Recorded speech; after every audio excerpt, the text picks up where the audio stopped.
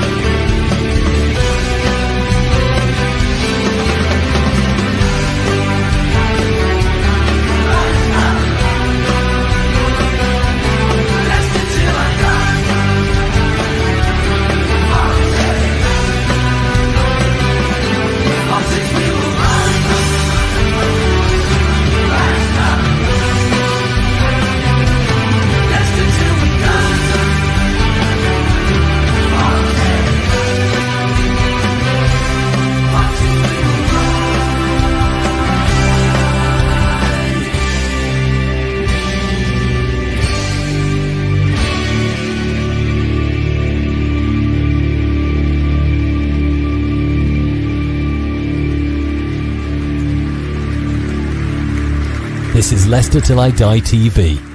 Watch and subscribe on YouTube and listen on your podcast platform. Oh, hello, how are we all? Nice to see you. Nice. Well, it's all over. That's it until January. Not saying it's always a damp squid, but it's always a damp squid. But it's actually, in fairness, it is getting better as the night goes on, thank God. All we needed to make this a 10 out of 10 window would have been to sell Dakar. Fucking hell. I'm going to say hello to Ronald and hello to Kyle. How are you both? Well, I hope. This is sloppy seconds time because it's sloppy thirds actually because we did the midday roundup. We've just done the 2-hour end of window show, and now I'm third. If I'm going to have sloppy thirds with anybody, I'm only ever going to do it with Brad.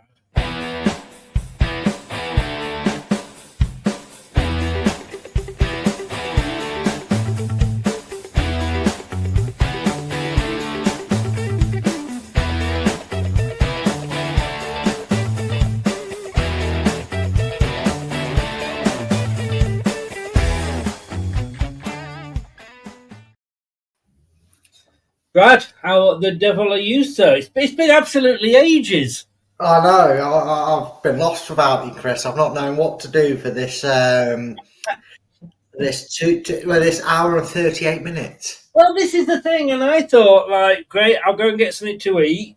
I'll just have a sort of relax. And then, of course, we were still doing bloody deals, weren't we? So I had to stop. I called it, Kristen. A few red herring monies that they teased, but yeah, no, you called it. I'll give you 100% there. I just got lazy because normally I've been putting badges and flags, and I just couldn't be arsed. So I just put a Leicester flag up and put the 2 players above it. But you called it. It finished at 7. Nothing's ever that easy, is it, for Leicester? And here we go, and we've signed. Well. Let's do. Oh, you can see the today's, and I'm not going to put anything other than today's up there because that would only add Bekovic to it. Apoko joins Newport County. Braybook goes the same way on loan to Newport, and Koulibaly loan to Sassuolo. I think I got that correct. All correct and good loanings. I've been practicing for an hour and 38 minutes. Sassuolo. Where was it, Chris? Sassuolo. So I'll get you to pronounce that. The guy that Hull signed in a minute. Look, very quickly because we've talked about the transfers today. I mean, we mentioned Apoko, didn't we? And then he's gone out to Newport County. I mean, that to me says his Leicester career's over. Well, it could do. I mean, you've got to remember that the guys we're talking about that have gone out on loan are still young. I mean, Alves, Braybook, and Apoko. as I'm going to call him because I can't say his name. Nathan, I'll call him. Are still young, and this is the thing. You know, Koulibaly as well. It's that's been hell for him. To be fair, I'm very glad he's going to go and hopefully get some playing time. Yeah. I You don't think never know, anybody's got Chris. any hate for him, have they? Well, no, but this is where it becomes a win-win for Leicester because you get them out on loan, and that they'll be a year older when they come back, or roughly about a year older by the time they come back. They'll either come back to pre-season and Marty will go, I see a future with you here at this club. He'll say, I think you need to look elsewhere and we'll get you a deal done, and we'll try and get it done quickly for you if clubs want you. And we all see what happens with certain loan moves. I know nothing happened, but for a while after his loan at Oxford, Ben Nelson was linked away, and once we got Marty through the door, he kind of went, no, I want Ben Nelson here because he's going to be.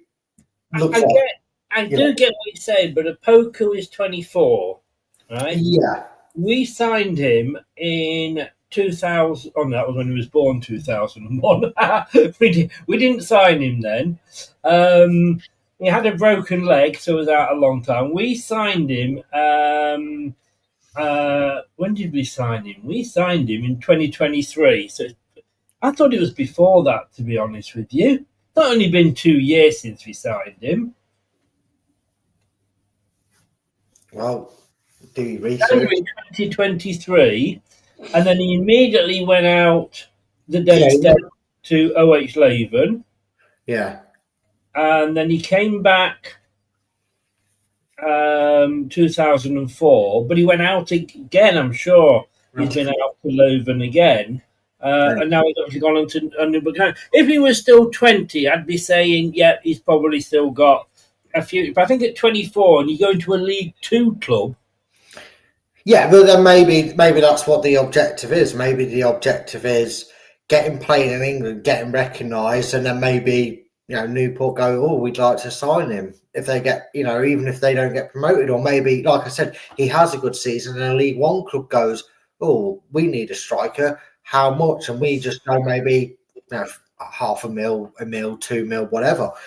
It's all about just chancing your arm. At the end of the day, none of the, Koulibaly, you talk about the others. Koulibaly didn't cost us a hell of a lot of money. No, and I hope they go so well. We have treated him shitly. Shitly? That's not even a word. We've treated him like shit, haven't we?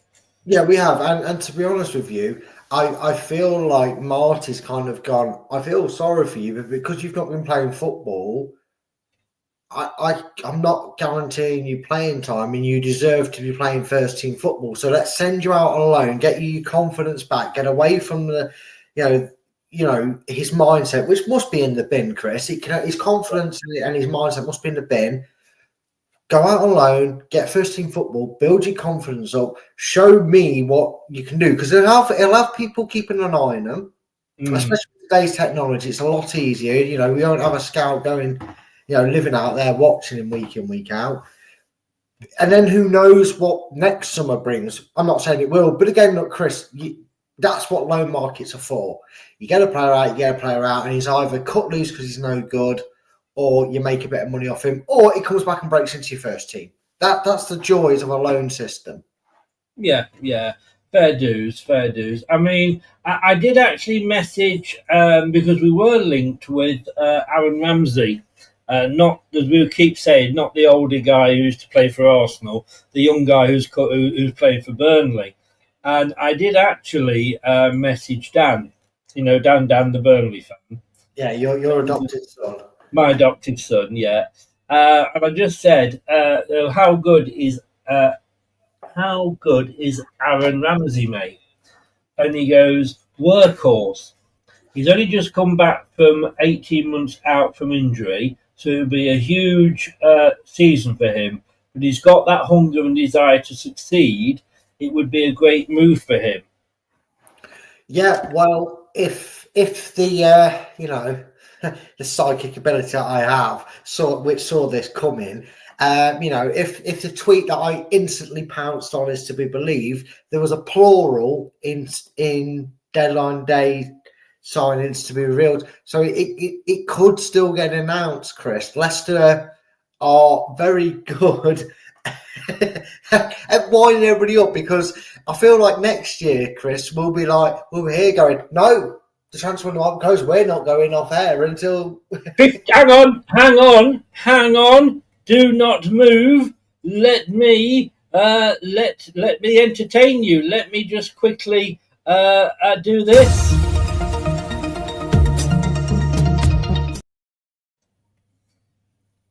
Just posted 51 seconds ago, up for one last signing. Yeah, see, I told you. They've been doing this to us all day. They've been trolling us all day. And I'll tell you what I do like, and I've just seen this video that went up 11 minutes ago. Have you noticed they've put the new signings in a retro kit? I did notice with the late new ones, because it looks he's in one of your favourite ones, that green and dark blue kit. Oh, he is. I don't know if you'll see that on the video. No, it's in the new away kit. No, look, that's definitely that kit.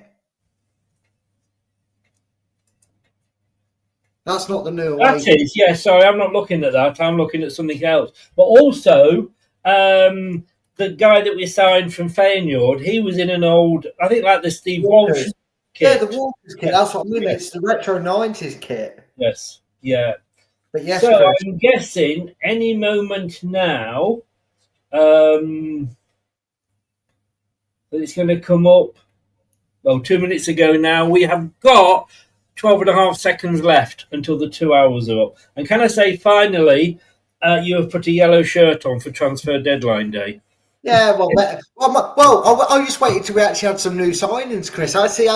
You sweated away in the old one and wasted it. I waited till there was breaking news. No. We made a signing then. We did make a signing. That was old news. That was like yesterday's news for what it was.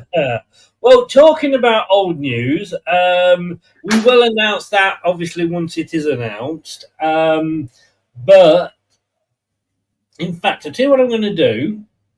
I'm going to actually put this up here, because if they're ready for one last signing, what's it called? Aaron Ramsey joins. By the way, folks, just so you know, he hasn't said anything about this. Chris is doing a solo show for 2 hours discussing the new signings after we finished it. I know. Well, you can thank Leicester for that. Because, if they'd done it in the bloody 7 o'clock, by 7 o'clock when the deadline shut, the window shut, we wouldn't be doing it now. I tried to warn him, folks. I gave him the examples. I gave him the Soutars. I even went down Tom Lawrence Lane and Nick Powell Avenue. Wouldn't have it, guys. Wouldn't have it. Don't blame me. You did. Right. Well, the reason we're here, and we'll come to that if it happens. Leicester City 2, Birmingham City 0. Can I say? And I don't know whether Dave's watching or not, but can I say to Dave, it wasn't our best performance, and you'll see this when we come to the stats. I don't give a fucking shit. We won 2-0. Yeah. But honestly, yes. I think we were actually better than Birmingham. Yeah, we didn't play well against Sheffield Wednesday. We didn't play well against Charlton. We didn't play well against Birmingham. But believe it or not, we've got 9 points. Exactly, Chris. And I'll take you back a few seasons. Oh, do. Yeah. Similar sort of thing. Because we weren't top from the start. We were scraping by under Enzo while we could see his way of play settling in. I mean, hopefully Chelsea don't sack Enzo next summer, because I'll start having a cold sweat. But right now, Chris, it's just all about... You know what we say, Chris? I've had this argument with supporters of other clubs before, friends of mine. I've not just randomly gone around bashing clubs. Friends of mine that support other clubs. One example I made was back when Sam Allardyce was in charge of West Ham, and they sacked him even though he got them European football. And I said to you, would rather watch pretty football and get relegated, a bit like Leeds' Bielsa, or play sturdy, all right, boring football, not easy in the eye to watch, but get European football. And then they went, yeah. I would never say that about Leicester. You know what I mean? I know people had their gripe with Cooper Ball, and I'm going to put the what if out there. If we'd have stuck with him and we'd have finished 17th last year and not dismally fell away back down into the Championship, I wouldn't have given a rat's arse. Like right now, Chris, I do not care that that we won this game and it wasn't pretty. You don't get points pretty in this league. You get points on putting the ball in that. I mean, don't get me wrong. When we come to look at the stats briefly, which we will do later, if we'd put that performance in and lost to 2-0, I would have been going shit. Oh yeah, of course. And then, we've got Marty Cifuentes putting in bad performance. Well, not bad performances, because it wasn't a bad performance. Because it's actually quite a good performance, which we're going to break down and go through why. It was actually quite a decent performance. It wasn't as free-flowing as we're probably used to and expecting, but I'd rather be getting wins and playing ugly than sacking a manager because he hasn't won a game all month and his name's Ten Hag. Yes. Do check out, and I said this earlier, bbc.co.uk/sport/Leicester City. I have written the article today. I do it every other week, the Fans' Voice article.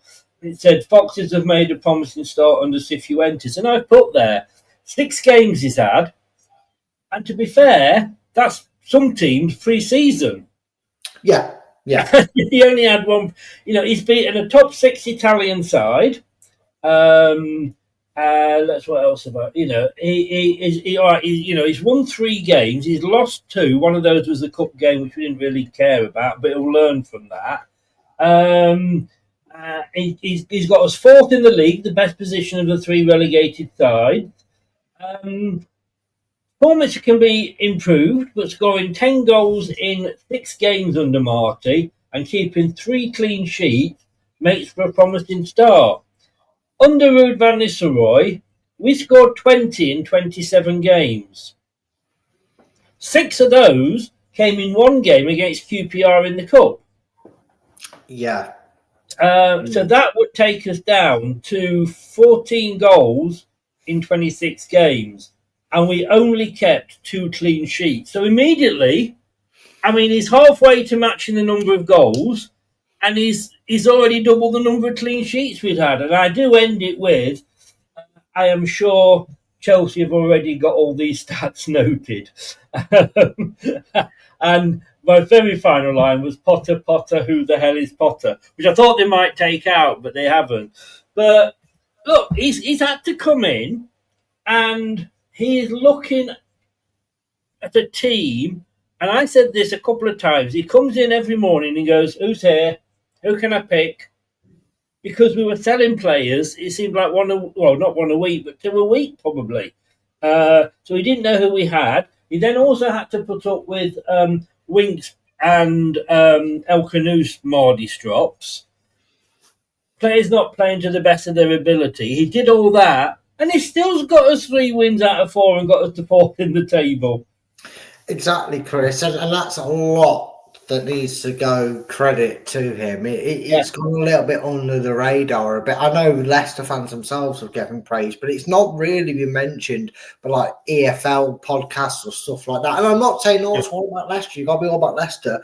But if you're looking right now for, and I know it's a little bit of a faux pas of a thing, but if you're saying manager of the month for August, and I'm trying to be neutral here, 6 weeks in the job, people leaving left, right, and centre as quick as they can. Literally, has only made 3 signings in the last 12 hours. Literally, not you know what I mean. You know what I mean. They're the only people he's had in through the door. He's had people, like you said, throwing strops. He's had to try and implement his way of playing, change it, find a squad, find his a rough idea who his main 11 is going to be, because every manager has them. Who's actually going to be here now for the first time. I feel like, well, obviously there's one more we're going to hear about, we assume, with the cryptic tweets. Chris, that for the first time since he's had the job, Chris, he can sit down and relax and go, right, I know who's here. Yes. And I know there's a Turkish and a Saudi league, but a bit like what Steve said, it's not going to be, it's not going to be a Jakupovic, it's not going to be a Monga that's going in that time bracket window. It's going to be someone we're expecting, maybe a Winks, maybe a phase, that a player we're not really thinking. And that was another thing that I was impressed by Martin these 6 weeks, Chris. Players that haven't shown an interest or maybe haven't quite got the head right, a little bit head turned by the transfer market. Yeah. He hasn't fallen out with them like Rude did. He hasn't told them off for slipping over or putting on coloured boots that he don't like. What he's done is he's assessed every situation. Bilal being the biggest, head's gone, doesn't want to be here. Fine, go sit in the stand. That's fine. Go sit in the stand, stay at home. It's an away game. But with Winks and FaZe, they're being professional. Yeah, their head's gone a little bit. They're throwing a bit of a wobbly because they probably did want to move. But they've obviously come around a little bit to going, okay, if we do stay, we stay. We're here for you. And he's gone, okay, you can provide off the bench then. Until I know for certain you are a player, which will maybe still not because of them other windows, but predominantly for Leicester, you'd imagine it'd be harder for them to want to let them go now, knowing that they can't bring in. Yeah. They're going to fish in their markets, of course. That he can kind of go, right, now where's your head at? And they can go, well, I'm in. So I'm with you. I'll give you all I've got. So you've got to give him credit. Yeah. And we do know that, Winks, I shouldn't have Winks on than Skip. But I want Winks. I'd rather have Akin Boy on the Skip. And yes, I have changed my opinion of him this season. But look, he's on 90 grand a week. So if we could have got rid of him, that would have been brilliant. And there's other players as well. But he's handled the situation perfectly. And I have said, for Marty, the season starts now. Yeah. He's got Bekovic in. I would have liked another goalkeeper, as you know. I may have mentioned that a few times. But, he's got two brilliant midfielders that are young, that are learning. And he's got a striker with an option to buy. And look, the guy we looked at earlier, the Jaden James, he's got a good write-up. And look, he comes really well. The other guy comes well. Recommended by Dan, the Burnley fan. But that is your own son's influence there, isn't it? So it is indeed. Look, early kickoff. Saturday morning. I don't like that because I'm working till 10. So, but this was the game that I was worried about. I know we shouldn't have struggled against Sheffield Wednesday. Preston kind of turned up, we didn't. And Charlton was a smash and grab. But if ever I thought there was a game where we could really, really be exposed, it was this game. Because Birmingham had started with like a rocket, hadn't they? Well, they were undefeated, Chris. They were riding that promotion high. And to be honest with you, no, I wasn't going to bring this up, Chris. I wasn't. Don't get the Jeremy Clarkson smoke button there. I wasn't going to bring this up. But somebody had faith. Somebody went Leicester 2, Birmingham 0. Somebody kept their spot into the international break at top of the leaderboard because no one outscored him. And not enough, if they did, to take him off top spot. Don't know who it was, but they predicted 2-0. But a lot of people, I've predicted losses or somebody can't quite put my finger on it because he's not on stream. But some idiot went 4-1 Birmingham. So, and Birmingham. All I'll say is, mate, I'm going to clip this and play it back for you at the end of the season. No, but I'm making the most of it because I remember last time it was in the championship and everything else. I ended a disaster. Yeah. Oh, dear. Well, to be honest with you, if nothing else in the prediction league, I'm consistent. 1 point each. And I even, because I do the prediction show with Josh, and it's great to have Josh back. And he said, right, because we predict all the games. It's just the Super Six are what we concentrate on. And he said, oh no, we should have a little league between us two. And we got 1 point each on the rest of the game. next week you'll be saying, "Oh, should we predict League One as well?" So we get 2 points. Yeah, I just sent him a message that said, "Oh shit, are we?" You know what I mean? Look at the team though. When that team started, I looked at it and I thought, "Oh." I did want Ricky. Now, if Ricky does not come back, because he's got a 2-week break now, he's not going off on international duty. If Ricky P does not come back as a right back in the Oxford game, what the fucking hell are we paying him for?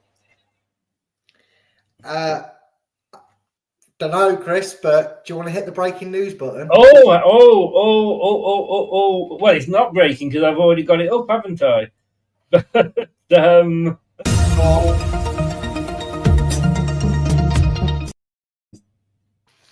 Leicester City are pleased to announce loan move. We're pleased to have agreed a season-long loan for young attacking midfielder to replace some twat called Canoes. I'm sorry, that's not on the report. Aaron Ramsey is a Fox. There you go, Chris. Our third and final deadline day signing. I'm going to call it now, Chris. Our transfer window has been a solid 9 out of 10. Yeah, possibly. The picture I'm looking at him is he's wearing a Norwich top, so I guess he's been on loan there.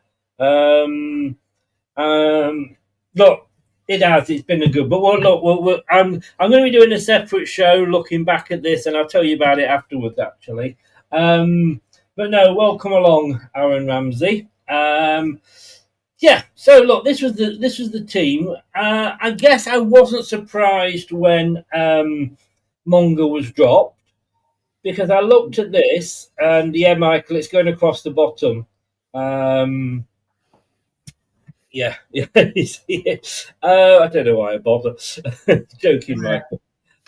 This just reminds me of a clip, the way they spell that name. It's Aaron, isn't it? If you know, you know. If you know that thing. Have I spelled that wrong? No. There's a spoof thing, something in Key, I think his name is. They're a comedy sketch. Oh, and it's right, a teacher, and he reads out all the names wrong. He actually says it how they look on the thing, and he goes, "My name's Aaron," and he goes, "God damn it, Aaron!" Because you'd have to watch it. Go find it. Yeah. I feel I can say this now because he's, Wayne's not here, but I wasn't surprised Monga was dropped. Yes, he was up against Charlton, who were very physical, although Birmingham weren't so bad themselves when it came to that. But I think he'd had enough. I don't think he's good enough, and I do think he works, especially once he gets back to school, which of course in Leicester they now are. I think he's going to be better used as an impact sub. He may well do, Chris, and it may be a case of actually, hopefully Mavididi does start to kick on now. He's taken a bit to settle in, although he did look a bit better against Birmingham in parts, Chris. I can see a little bit of alternation because I think the one thing Leicester have sort of suffered with when they've got a couple of absolute killer players. Sorry, what? They've put this up at 21:01. If you have a look, that'll just be the announcement from the club. No, they've just said they've missed it again. No, I'm joking. No, even Dan's tweeted it, so no, they haven't. Sorry, good business. Imagine if they did that. Imagine if they went, we done fucked up. Yeah, but yeah. Sorry, carry on. No, so as I was saying, we've been known to have a few gems throughout the years, a few quality players. Your Madisons, your Barneses, whether you liked him or not, the way he left Tillemans. In the attacking sense, obviously. I can't say Mahrez or Lookman for two obvious different reasons. You know, Lookman we couldn't sign, and Mahrez was, you know, but we had a habit of saying we played them to death. You know, and they got comfortable in a position where, oh, I ain't gonna get dropped. I had a bad game though, but I ain't gonna get dropped. You feel like Monga, Mavadidi, this, you know, guy that can play out on the wing. I think Ramsey can play out on the wing. You know, Page, you know, oh, I'm going to put you on the bench. You'll come on, you know, Fatal, you're not really stepping up. I'm going to make this change. At least the competition and hunger's back in the squad as well, Chris. And that's what I think is the most important thing that we've got back, is that hunger for position, to fight for it. You know, none of these, you know, can we name a starting 11 from what we've got? We could probably get 6 or 7. You know, Stolarchic's probably the only guarantee nailed on. But is it always going to be a Vestergaard and a Coley at the back? No, he might go phase because he's still here. The week lives. The week lives on. You know, but you know, will he play Ricardo against Oxford? Yeah. Will he take him off after 75 minutes so he doesn't snap his leg again and crumble again and put Chowdhury on? Yeah. Will he play him on Tuesday night, or will he rest him and play Chowdhury and put, you know, keep rotating? I can see Cifuentes trying to get the most out of his squad and keeping them as fresh as possible. Yes. And do you also think, I mean, I'd love to see Chowdhury in that defensive midfielder role. There's a shout for it. I mean, I know we've just got, you know, we've just got JJ who can play in that role. But again, Chris, going back to literally what I just said, do you put Chowdhury in there? Put Ricardo in there? Yeah. If we need to go more attacking, do we take Chowdhury off? Do we put JJ on? Yeah. Do we swap him over with some? You know, there's so many now viable. It's amazing what a couple of signings do to your team, isn't it, Chris? Yes. How your brain starts thinking it through with the squad we've got. Because like I said to you, in terms of on paper talent, I look at our outs and go, Ndidi and El Canoes. Yeah, I mean, El Canoes was is a pending growing talent. Like, you know, you said, are we thinking too much about?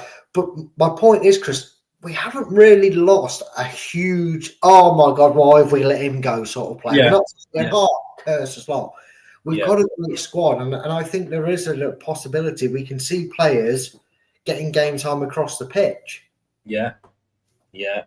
But Louis Page starting again. Yeah. Obviously, I think the Canoes thing plays into that, but that was good for him, Chris. You know, I think he started against Charlton, and the way Charlton came at us and went about us, that was a perfect, you know, baptism of fire for him and for Monga. Yeah. Get a team that are going to get at you and really come at you. He's only going to grow, you know, develop and mature as a footballer with these challenges. And it wasn't as hotly paced on the Friday night, but it was still the same for periods in that game where Birmingham had that middle of the park. And he showed that improvement. And he showed why sometimes it's actually better to choose the youth over an aging, experienced head in that role, because that goal, Chris. Yeah. And when you look at that starting lineup there, that, had we not made any signings, I think was his chosen lineup going forward, unless sort of El Canoes and Winks changed their attitude. But looking at that, look, it's 2 weeks off. Normally when you sign a player on deadline day, depending when that falls, of course, it doesn't always start that same week. You know, they say, oh, he needs a bit of bedding in time or what have you. It's a Monday now. I know these things. The next game is not until a week on Saturday. Yeah. You have to start our new striker, don't you? I think you do, for two reasons. A, it's the best way to get him going, is get him up to speed. I'm not saying AU's done anything wrong, and I think we know from the way he likes to change the system up, Daka's going to come off the bench if it happens. We'll see now. Now we've got 3 striker options. And of course, Ayew can play in that role where Page is if it's necessary, if the midfielders aren't quite there. Yeah. I think he'd be really good in there because he can hold the ball up. You know, Yeah, well, what he's good at, which is holding the ball up and going down to get you a foul, yeah. is what that position would be good at. Scott said, "Sorry, I meant Ayew rather than Fatawu. As best to God to come over Reed and Fatawu got a customer year 3-year extension."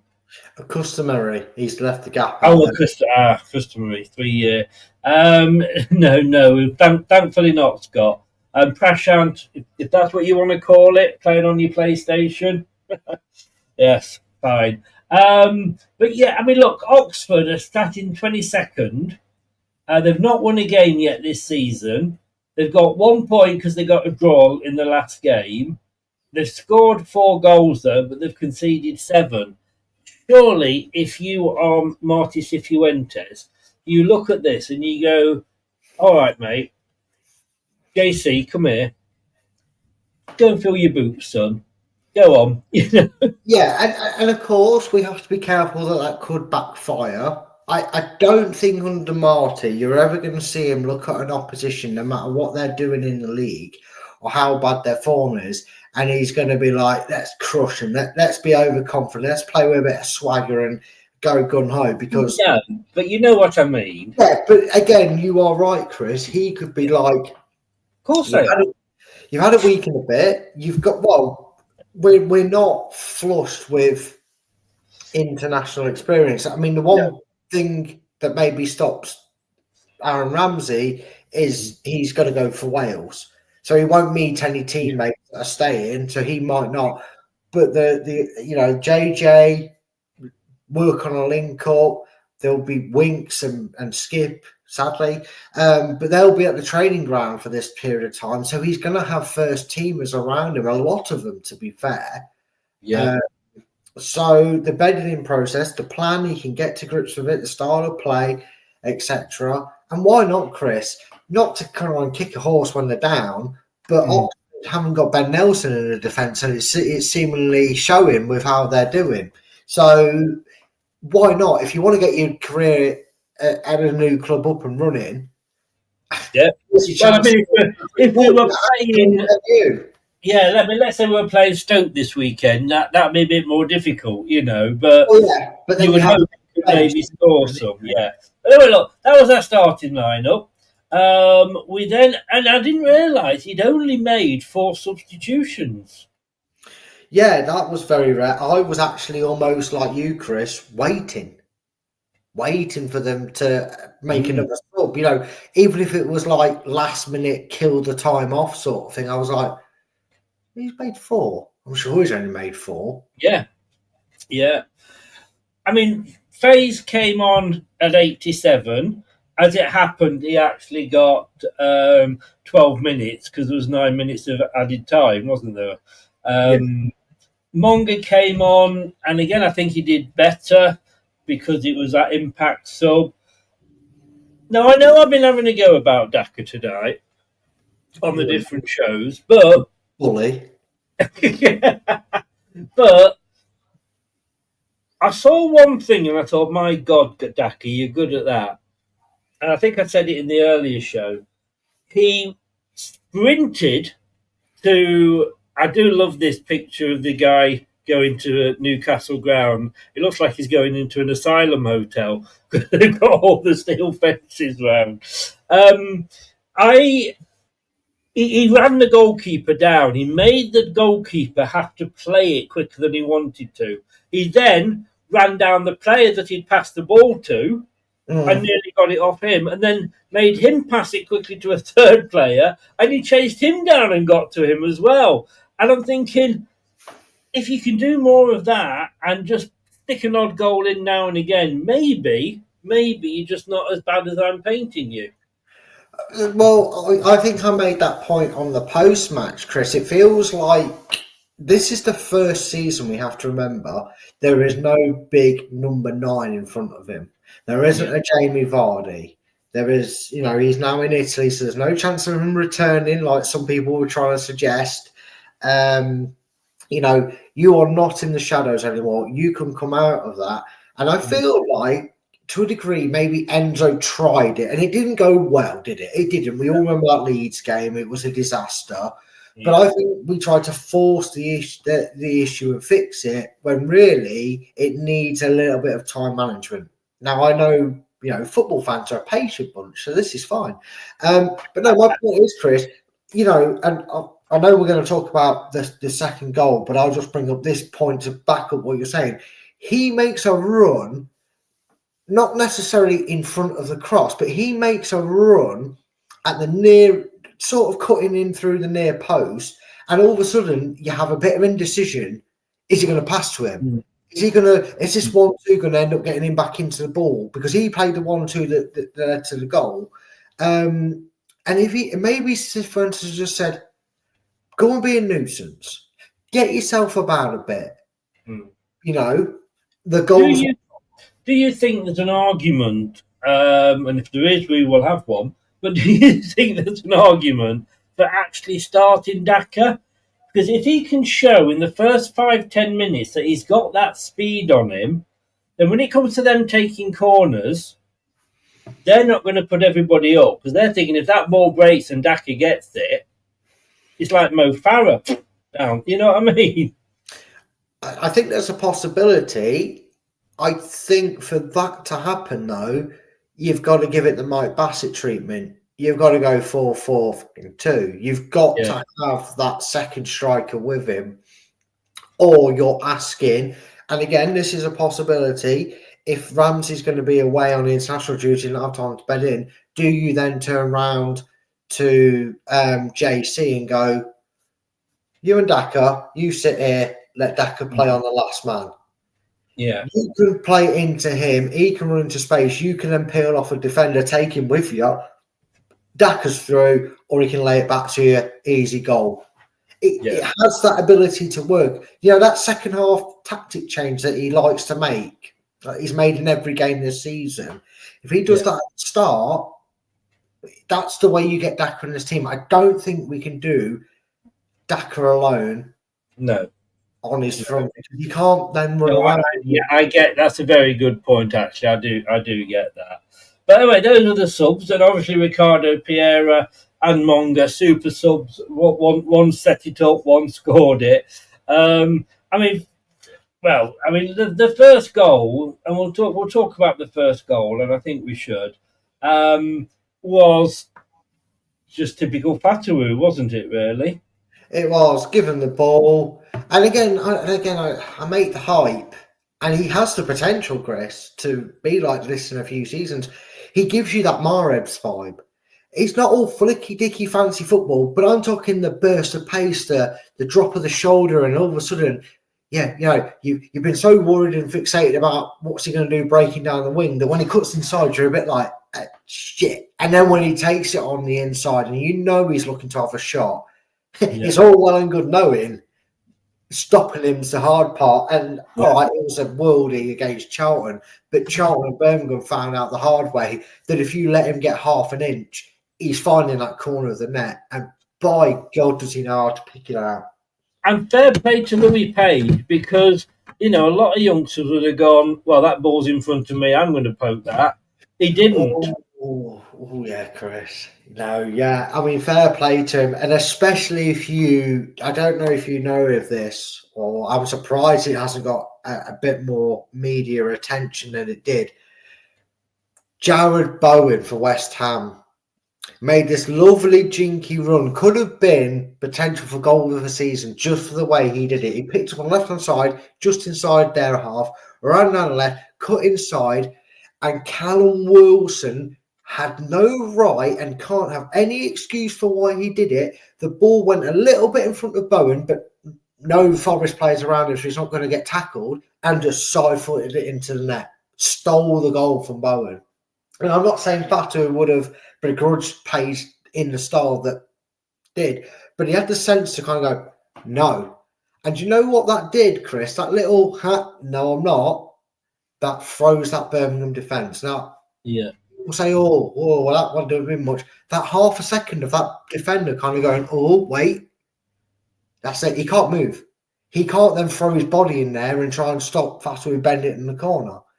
And it was very clever and smart of Page. Yeah, just to play devil's advocate, Callum Wilson, is it not a striker's job to score and make sure? Because had, for any reason, I'm not saying he would have done, but let's just say he was going to shoot it, Jared Bowen slipped and he skied it, Potter would have been... Bowen looks like a knob and it's not on you. I'm sorry, but... No, but what I'm saying is the manager would then be going to Callum Wilson saying, you were fucking stood there, why didn't you're a striker, just put the ball in the David Nugent for England. No, because I think David Nugent was a bit of a see you next Tuesday for that, let's be honest. I love it. I think it's hilarious, and because he's got an affiliation with us, I still think it was brilliant. But that was a goal. He didn't need to score that. And I know what you're saying, but the manager wouldn't have a go at Callum Wilson for trusting his teammate to finish the ball. What that shows is a clear greed and all mistrust. At the end of the day, Chris, if you fell over and missed it, you're kind of going, I was here, mate. You could have made the simple pass. I had the same simple opportunity that you were trying to create for yourself. You've got too greedy. And then, you know what? Bowen falls over, looks like an arse, probably goes to Callum Wilson. Sorry, mate, And then he goes, yeah, we get tunnel vision. It happens. You wanted to see it. What Callum Wilson did is he kind of went, you're going to score. Yeah, that's good. No, it was. No, I get you. Yeah, I mean, Tuesday-ish. Yeah, devil's advocate time, really, for me then, and I agree with you. Second goal, and look, I'm saying, and I mean this is actually as a compliment towards Monga. And yes, I know he played a brilliant 1-2 and put the cross in, and Ricardo came in and scored. But when he has a quiet game, I'm a little bit, when he comes on and doesn't go into primetime Messi mode, I'm a little bit disappointed. But that is a compliment because he's so good.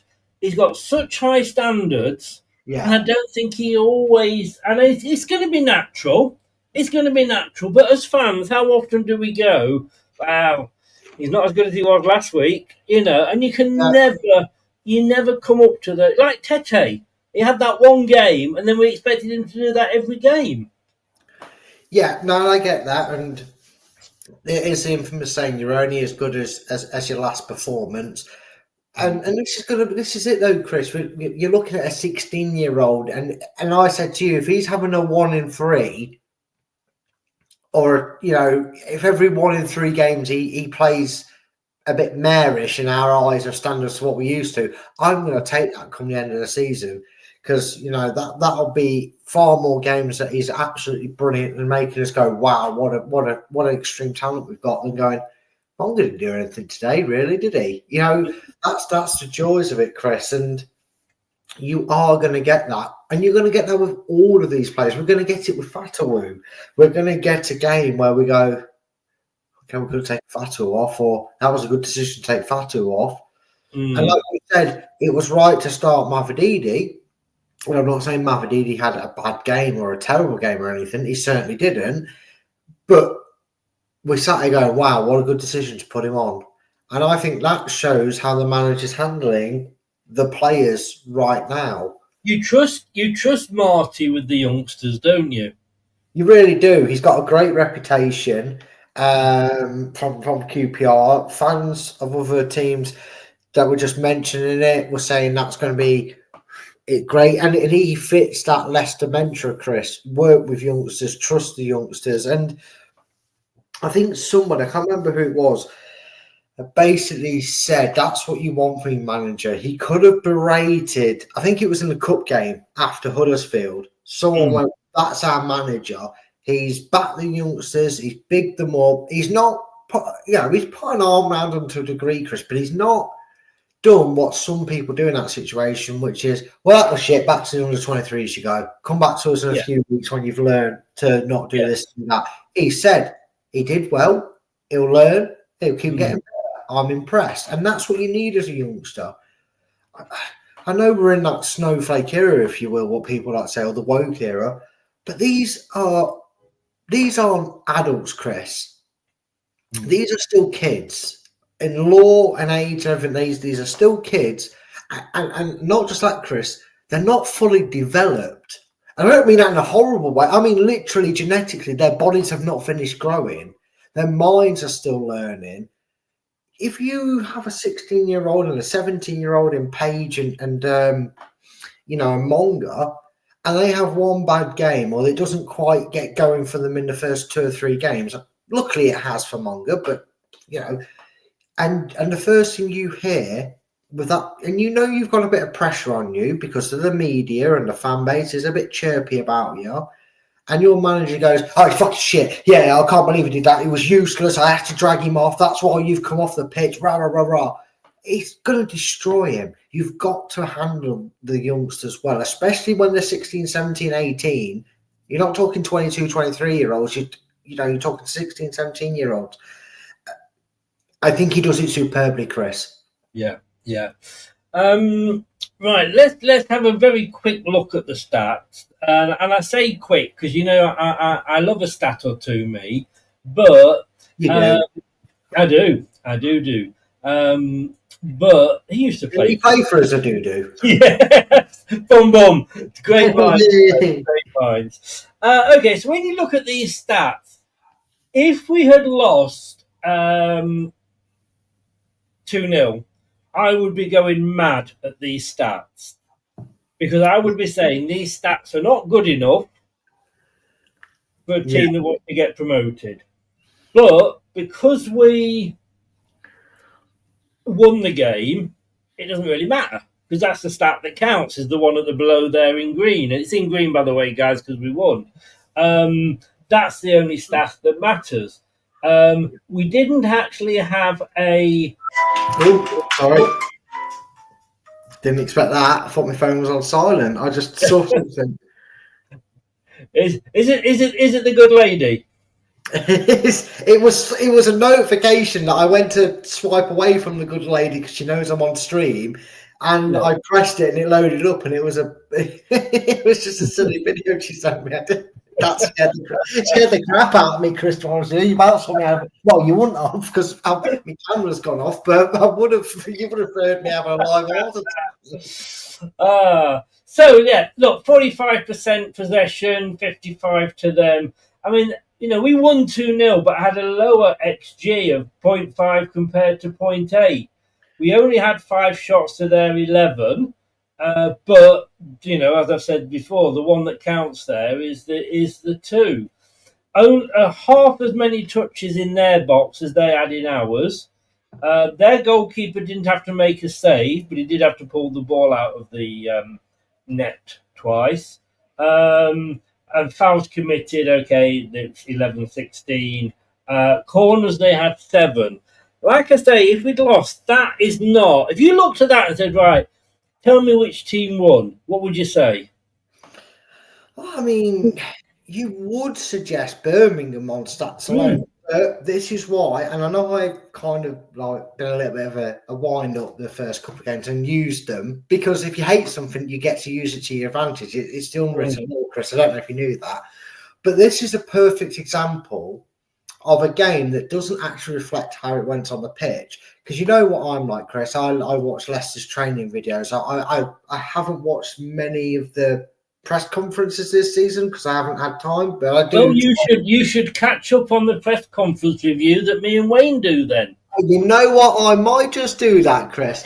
But my point is, what I tend to do, admittedly, I'm a little bit of a football snobbery. When we win, I tend to go and see what away fans or opposition fans make of it. Yeah. Sometimes just for humour. You remember back in the COVID days where we used to kick the crap out of Arsenal every week and AFTV would have a meltdown. Yeah. Good times. But Birmingham fans, to be fair to them, a lot of them said that they were rubbish, that they didn't do a lot, that Leicester nullified them.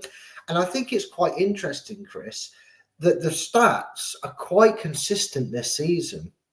Normally we edge the possession, I will give you that. And normally we have more than 5 shots, but it's not a great deal more. I brought up against Charlton, I think it was. They had 20-odd shots to our 9, but we converted 1 of our 3 shots on target, and they had 6 and converted none. We are being very clinical again, Chris. We are And you would say, Chris, watching that 90 minutes back, apart from that chance after that shit Damari Gray Leicester reject free kick, where credit to Stolarczyk for being alert in that moment, because that's literally the only thing he had to do all game pretty much, Chris.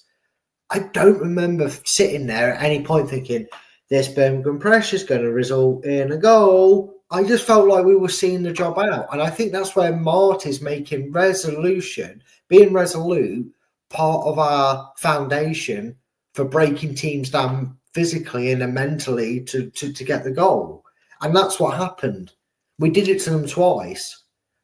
We caught them in, switched off a little bit. Yeah. Bang, goal, bang, goal. The difference, do you not think? And this is something we never did under Rude. Do anything under Rude, let's face it. When you go 1-0 up, the opposition have to come at you, and then you can hit them on the break. Yeah. And so that second goal was a breakaway, really, wasn't it? It was, and that was bound to come with, like you said, because the pressure was on. The Birmingham would have to slowly start committing more bodies forward. Yes, yeah. So I kind of do sort of kind of get it. Looking down then at the next one, you can see here that the XG, well, the attack 5 to 11 shots on target. We had more shots off target. Yeah, not much there. 3-4 attempts outside the box, 1. And again, they've had 3. And I think if you are actually letting somebody, making them have to shoot from outside the box, you're doing well as well. Yeah, you're keeping them out of, a goalkeeper, which I am a former goalkeeper myself. You're not. I know. Breaking news. I am a former goalkeeper myself.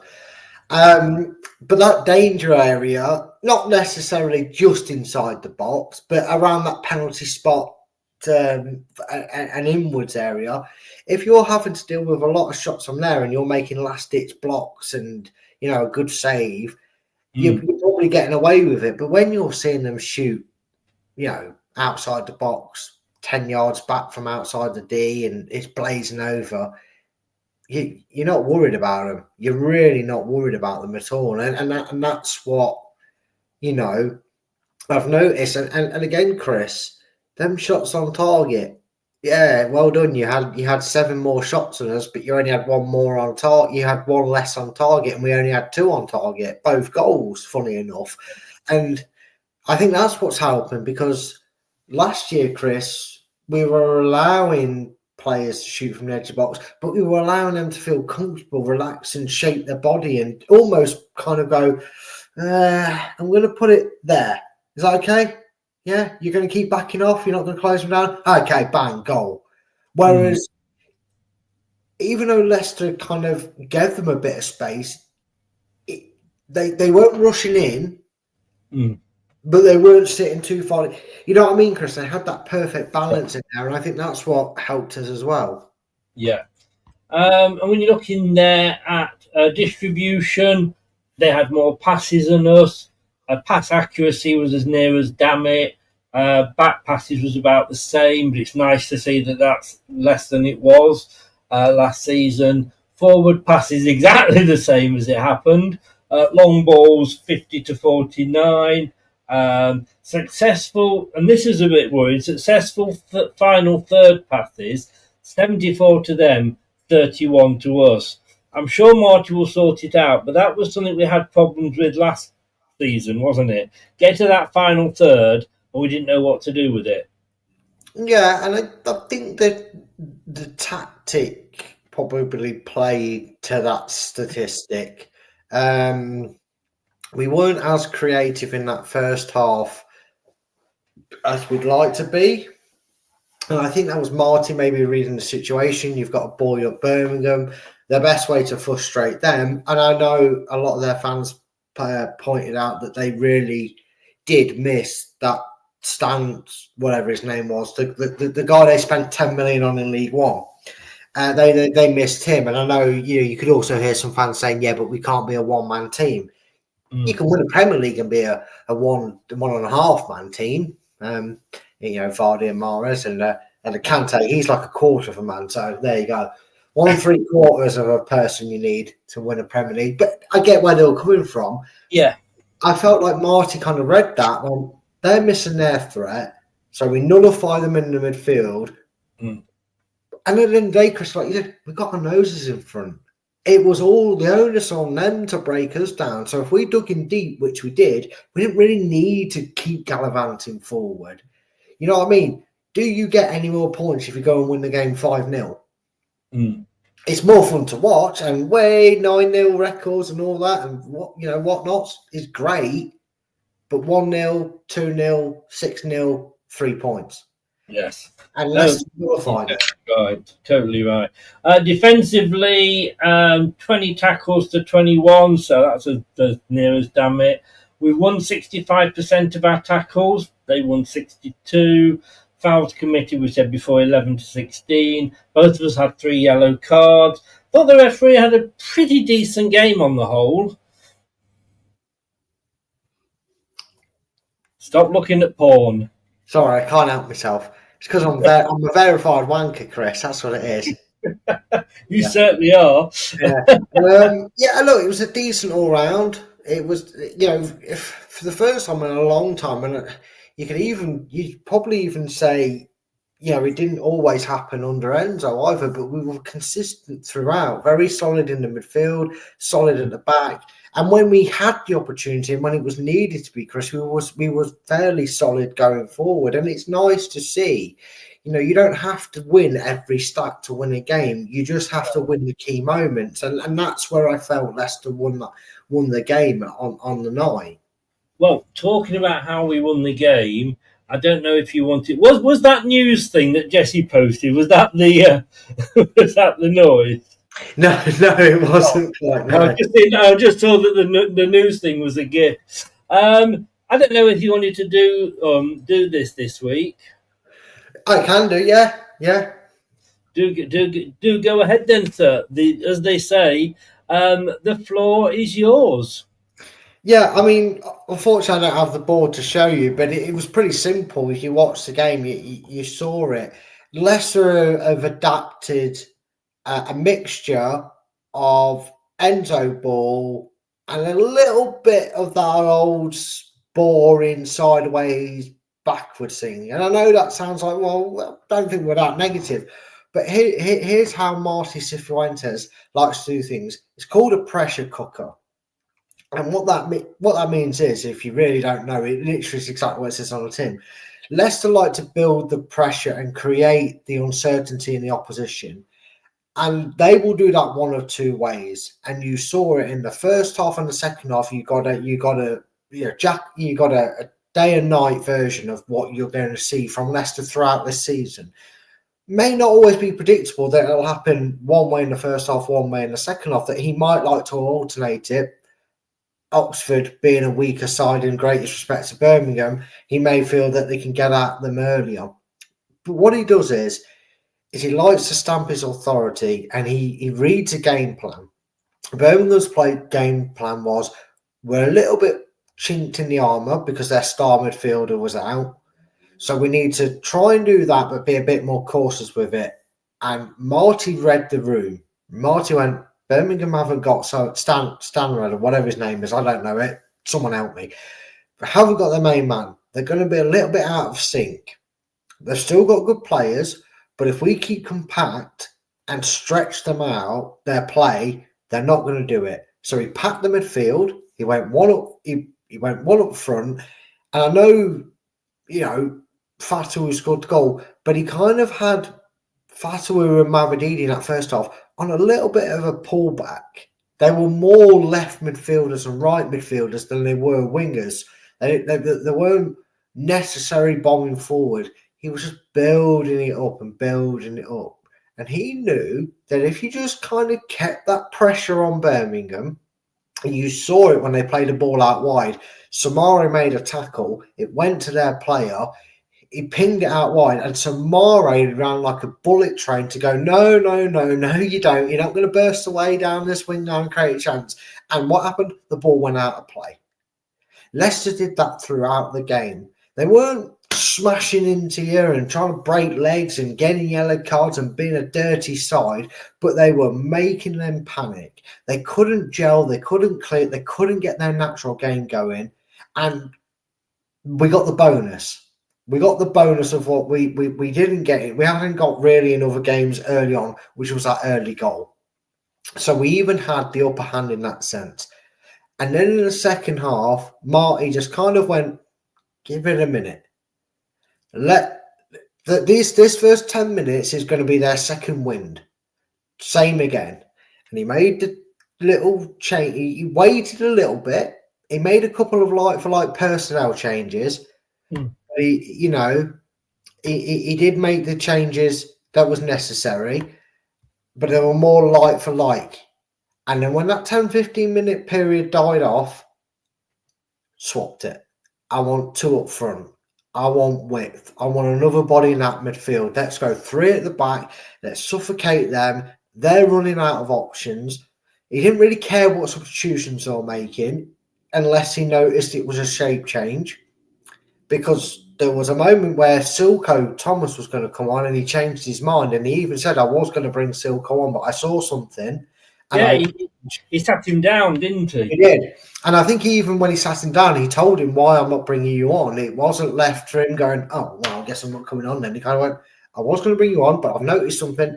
I'm going to do this. And he just turned the temperature up. Leicester were chilling. They were defrosting, cooking on 80 degrees Celsius, just taking the ice off, a little bit of melting, and the middle was starting to get a little bit lukewarm.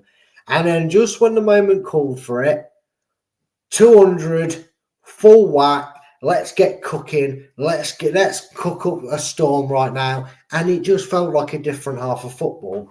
They were panicked. Ayew nearly got a gift goal by putting on pressure. Daka put on the pressure. Monga came on, and Mavididi had about 5-10 minutes, which we probably would have seen a bit more from him. But when Monga came on, they were now back to being wingers. They were back to being up at the right end of the field. Birmingham may have got the ball in and around our half, but they were the ones that had the fans going, oh, because they were going backwards. Because Leicester went, no, on our terms, thank you, not on yours. And they were forced to recycle the ball. And I just noticed, and I bring back that sideways passing, there was no moaning about it.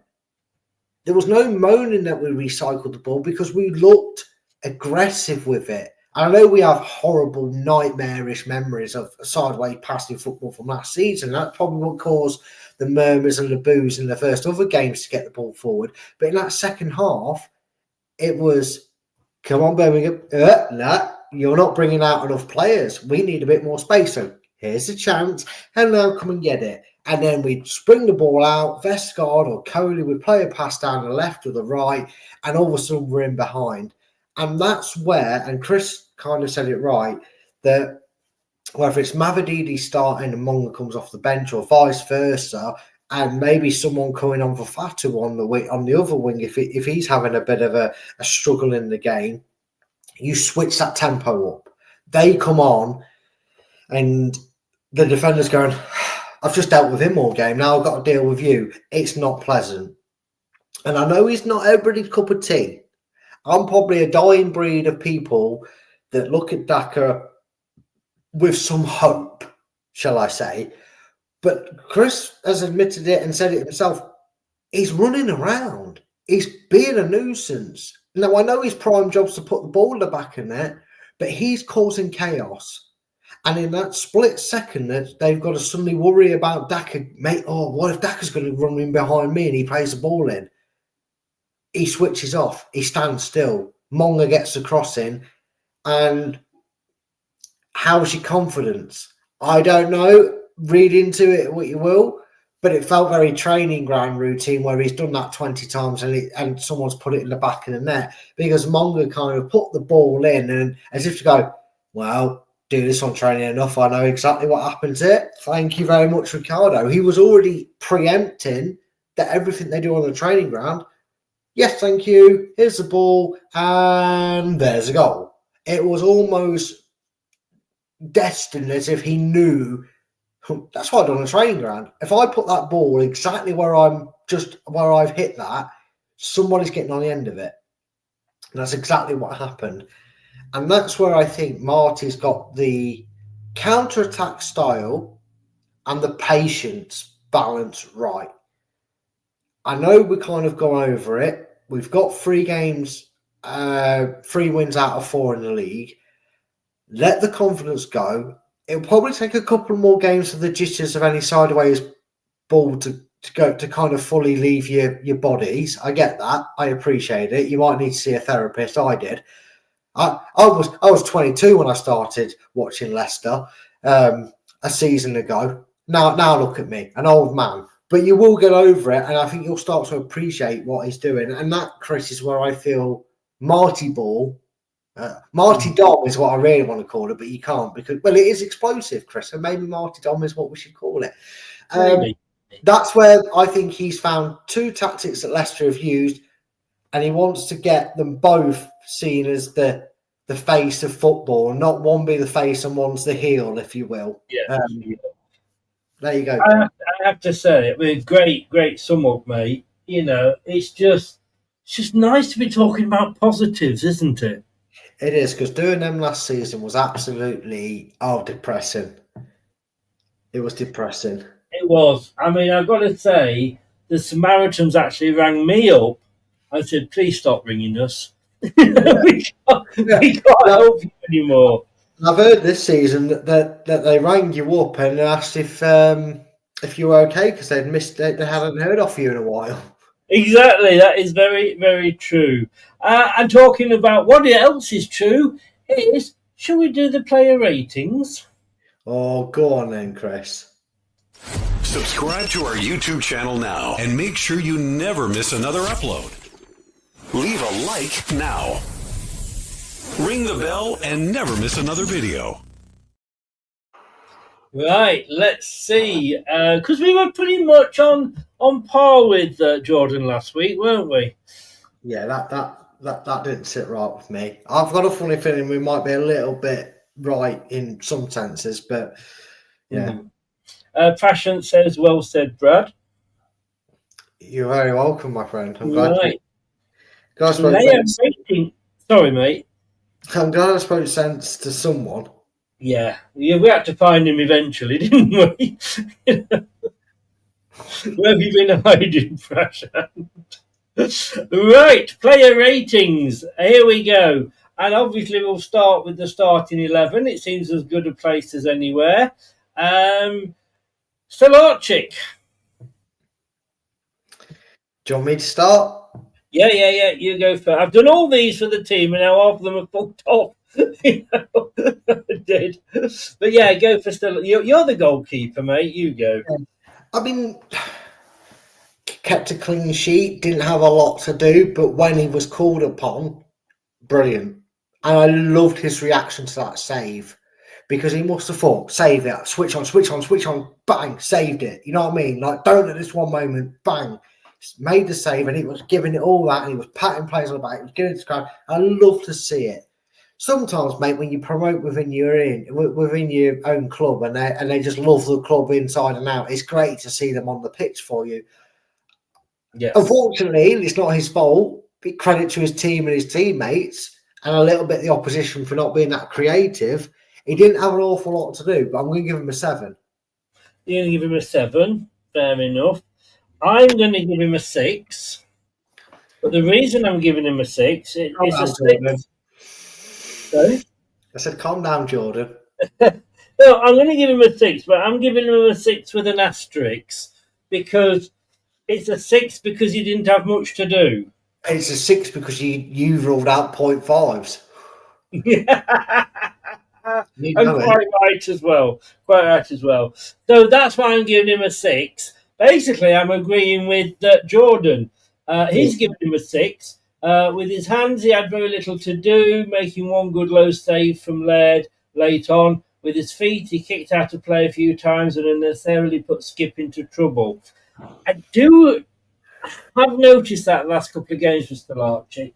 He plays it forward, and it's usually Skip there. It's usually Winks, but Skip's in that role at the moment. And it's like Skip has got a player behind him, but he still plays it to him. Now, that's fine as long as the guy that's hiding behind Skip doesn't suddenly dart round and take it. Yeah, that is true. But I can forgive him for that, Chris, because he actually does one thing that no keeper does at Leicester for a long time. Even Mads Hermansen didn't really do it all too often for us, and that is sometimes he goes, "Fuck this," if in doubt. Yeah, no, fair point. Prashant agrees with you, and he has gone 7 for him. You know what? I've forgotten who my man of the match was. Oh, it's there. Oh, interesting. Right. Brad, talk to me about Chowdhury.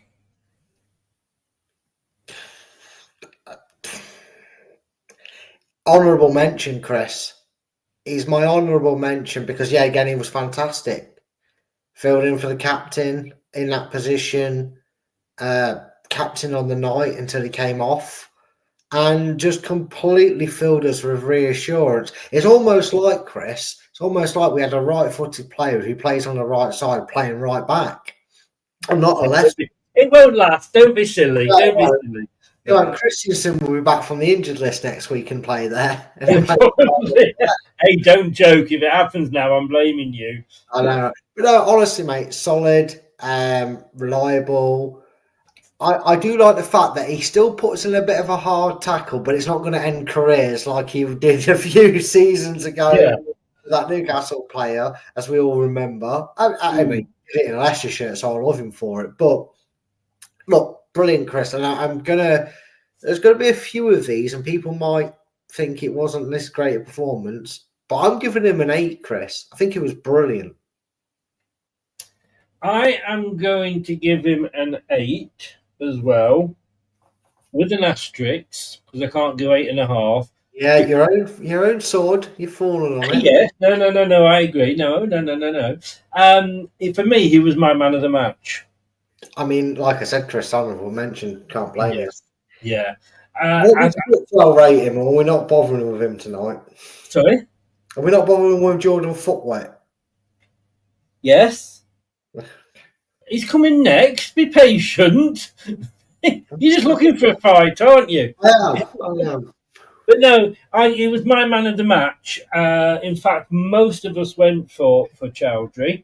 Another strong display, said Jordan, and one that will make it hard for Ricardo to get back into the team for now, despite the subs goal. Chowdhury blocked out Kumis's dribbles, kept Gray quiet and put a few crunching tackles and passed solidly, and he gave him a 7.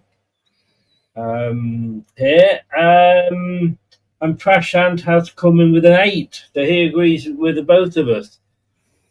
Akoli, who we thought we may be losing, AC Milan sniffing around, and they can sniff off. What did you think of his performance? Oh, I'm loving this trend, Chris. I'm just waiting for the next one next year. Redemption arc be the name, because this man gets back in the team. Well, gets into the team. He didn't get back in the team. He got into the team, and he has been absolutely solid at that back, Chris. He put in blocks. He won headers. He filled me with confidence that we had a solid defender, and I'm going to give him an 8, Chris. And do you know what, Chris? I'm going to change my mind because I'm allowed to, because we've had a few days to think about it. He's my man of the match. I'm going to up it to a 9. I think he was brilliant, Chris. I think he threw his body in front of things. He looked focused. And with other players, Chris, that have had their head turned, had their head leaned by transfer talk, he's not letting bother him. He's got on with it, and he's taking the second chance with a plum. I am so glad, and I've allowed you to change it, because although I had written it down, so I shouldn't have allowed you, but I did. and noted he's your man of the match. I didn't see a lot wrong with his game, I'm going to say. And I am so glad, because I think, again, I say this about a lot of players, the way he was treated last season, came on, scored a goal, got dropped. Mm-hmm. I mean, what does that do for your confidence? Exactly. I can't go 9. No, I'm going out for me man of the match. It's yeah, and I've gone 8 for my man of the match, so I'm going to go 7. In fairness, but I think that's a pretty decent. When you see some of my other scores coming up, yeah, that'll be pretty decent. Now, Jordan, I shouldn't laugh. His possession play was improved, but he did lump it forward aimlessly to avoid passes under pressure at times. He didn't have as much defending to do as at Charlton either. And he got a 5 off Jordan. You know what, Jordan? Go fuck yourself, mate.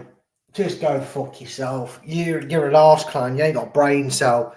He cleared the ball when he was under pressure. So what? You'd rather him been under pressure and lose the ball? No, mate. Fucking if in doubt, mate. You know, sod the pressure. Send it 40 yards that way so they got to play fetch. Clean sheet. Back to back. Solid. You know what, Jordan? I'll see you next Tuesday, mate. You're an idiot. You're an arse. You're a clown. Go and move in with Rude because you've got about as many brain cells. If you're giving him a 5 for that performance, sort your life out. He is watching in tonight, by the way. Good. Me, you, YouTube. Let's get boxing. I'll send the 5 over to you, mate. I'm sure with my praise, he'll back my corner. I'll send him in and knock you out, knock some sense. He gets a 7 off Prashant as well. I agree. I mean, what is he supposed to fucking do? He's a defender. Yeah. He kept a clean sheet and kicked the ball out away from danger. That's a 5. Oh, Yeah, fuck. no. I mean, Elliott. if you have not got the pass to make, boot it clear. Well, exactly, Chris. We'd be calling for him to get dropped if he'd have been under pressure and just lost the ball. Or passed the Birmingham player and they scored. We'd be going doolally. I love this guy. I'm so glad he stayed. Yeah. I think he's going to be an asset going forward. Now, Mr. Vestergaard. No, Chris. Lestergaard. Say his name properly. Oh, hang on a second. Just wipe that camera down that you've been licking, will you?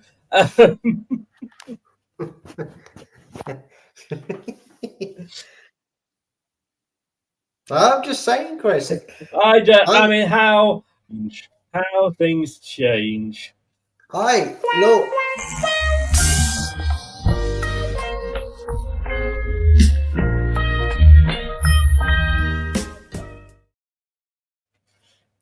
Look, I'll take it, give it and take it. As seriously, give and take. Again, maybe, and I said this last time, Chris, and it maybe proved a point. It's his level. He's like the chief of this level. He is, you know, this is his home. This is his arena. Championship. He can afford to have a yard of, well, probably about 5 yards less pace, let's face it. But he can afford to not have that pace because he's going to have time to make amends against the oppositions he's up against. You know, solid at the back, commanded well, got on well with his teammates, defended well.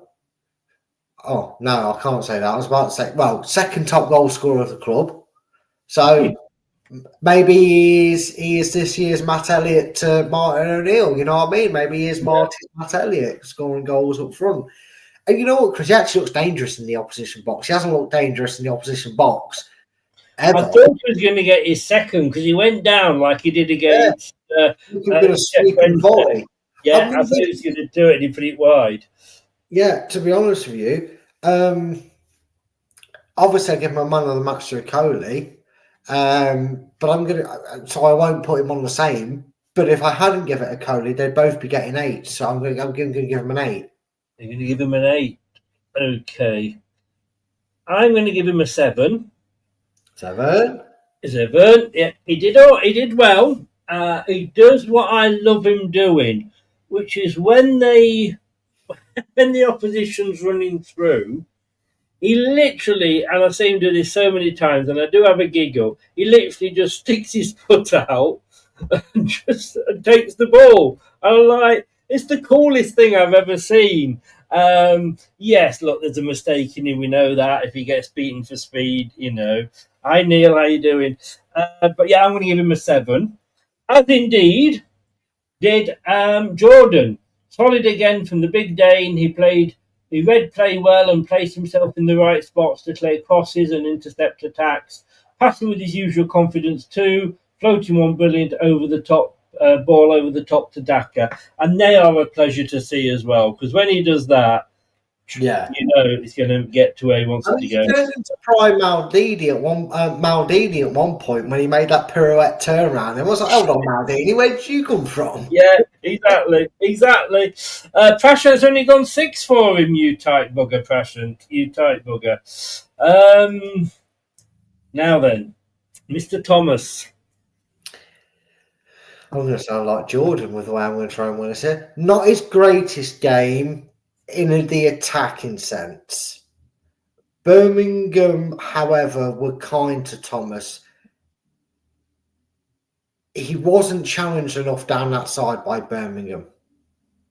I think they tried to go down the other side a bit too much, and they maybe should have pushed up on Thomas because he was a little bit out of position, had great recovery work from McCauley. Oh, sorry, did I say that 5 out of 10? Sorry. Yeah, sorry. It was a Cody and Vestergaard that were getting across and helping Luke Thomas out. Wasn't a bad game. Still made some vital blocks and tackles himself, but I am going to have to drop him to a 6. If you're looking at certain players that maybe didn't grab a little bit of a highlight moment, I'm going to give Thomas a 6. I've added these shirt numbers together. That's what I've done. 3 and 3. I'll agree with you on that. I think that's fair. Got a 5 off Jordan.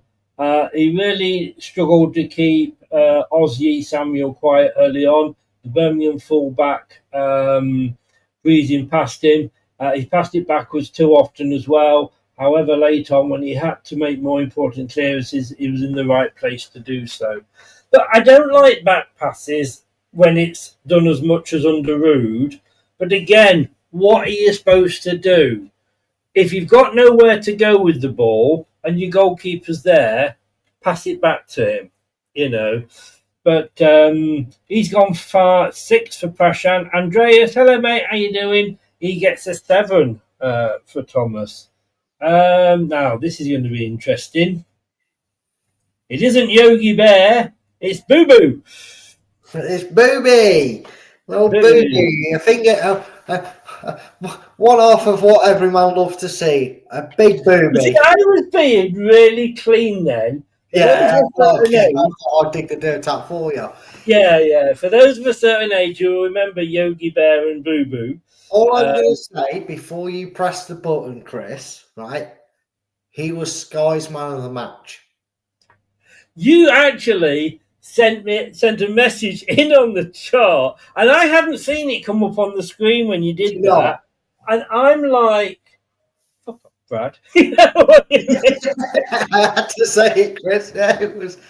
And then we're discussing it. We're going, do you think it was man of the match? No, I don't think it was man of the match. Do you think it was man? No, it hasn't come up on Sky. I haven't seen it on Sky yet. Yeah, she was praising him at the end of the game. I said, but I didn't think she had. No, she can't have gone for Sumari. Yeah, she did. The man of the match was Booby Samare. The man that's going to make you want to throw your arms up in the air and praise him for all he does and rip your hair out. At the same in the same week in the championship, he's going to do that. Yeah. Take the good with the good and take the bad with a pinch of salt, because that's just the player he is. But he was good, Chris. You know what they say, Chris? We've said this before. When you're not hearing a central defensive midfielder's name mentioned that much, it's because his team's having a good game and so is he. because he's not having to make tackles to bail them out. And when he is mentioned, and it's not in a bad way, he's doing well. He had a solid game, Chris. And I am going to admit this. He was my initial man of the match. But then I thought about what Okoli did more, and maybe had a bit of soft spot for Okoli. I do. Because when he signed, I always used to say to Jess, we used to do our predictions, and I used to say, we'll do score on first goal scorer. And until I learned to say his name, I used to say, that new number 5's going to score first, and we're going to win, 3-0, whatever. You're the only person I know that has more trouble with names than me. Yeah. Even my own name sometimes. Yes. But solid, Chris. Make the most of this for the middle of the park. He's going to get I'm going to give him an 8. I thought you were. I had a vision that's where you were going. Okay. I'm going to fight Jordan, aren't I? I've not heard mine yet. Marty likes him for some reason. And I think it's always going to be a case of Sumare plus one other, if you like. I mean, I don't think we need 2 defensive midfielders. We never have in the past, but that's the way everybody plays these days. He's not this box-to-box. I mean, fucking Vestergaard could beat him in a 100-metre race. Jesus, that's how slow he is. But he does like him. He thinks there's a player there. And he's sticking with him. He's the only player that has played every single minute of every single game this season. Of the league games, that is. So, it was one of his better games.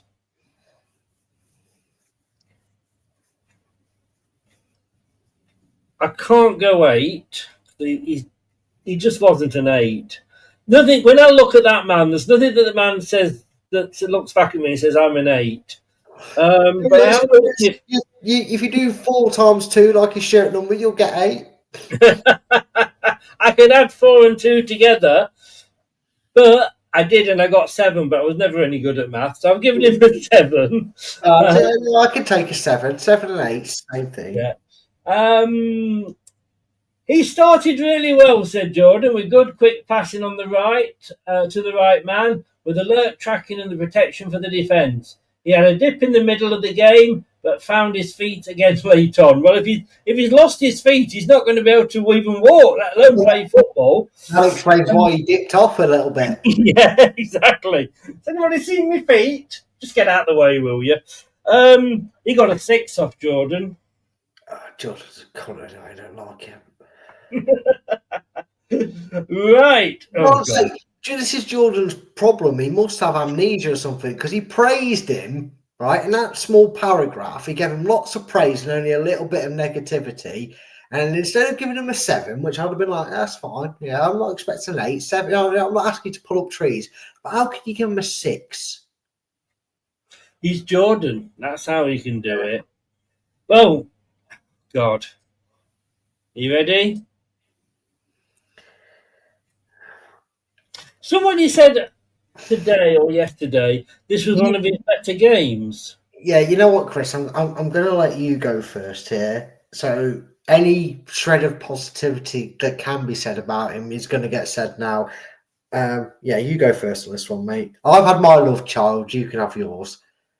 You can be bold-haired buddies. So, yeah, go on. He was nothing. It was just out. It was just there. Do you know what I mean? I mean, they're saying this was one of his better games. That's not bloody difficult. Yeah, that's like you said about the new signing scoring more than Daka. It's not going to be that difficult, Yeah, exactly. Did he do anything particularly good? No. Did he do anything really bad? I guess not. I can't. Can't give halves, can we? Chris, you're the boss. No, because if I do, you'll be giving everybody a half. This is difficult.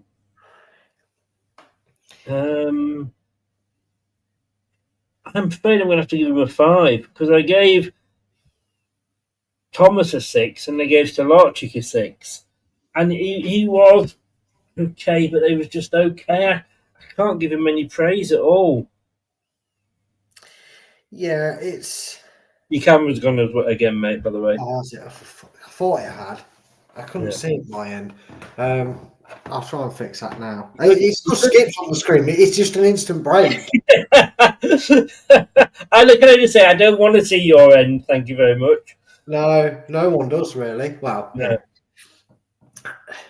I'm not going to give him a 5 for 2 reasons. I don't like giving 5s unless it's an absolute horror show when we've won a game. You know, it wasn't like we were sat here 30 minutes having to drag him off because he kept kicking the ball to Birmingham. But I'm with you, Chris. Yeah, it was probably one of his best games in a Leicester shirt, but that's because the rest were so awful it wasn't hard to improve on. But he didn't pull up trees. I don't really have I think back to that game when I can't think, oh, yeah, Skip did that, didn't he?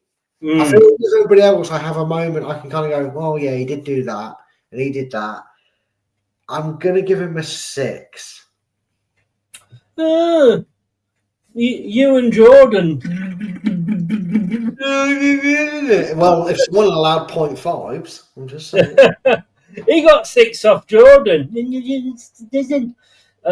Better. He got himself much more involved in the game, and his passing was more accurate. Skip spreading play well with in the first half. Defensively, put in a few decent tackles.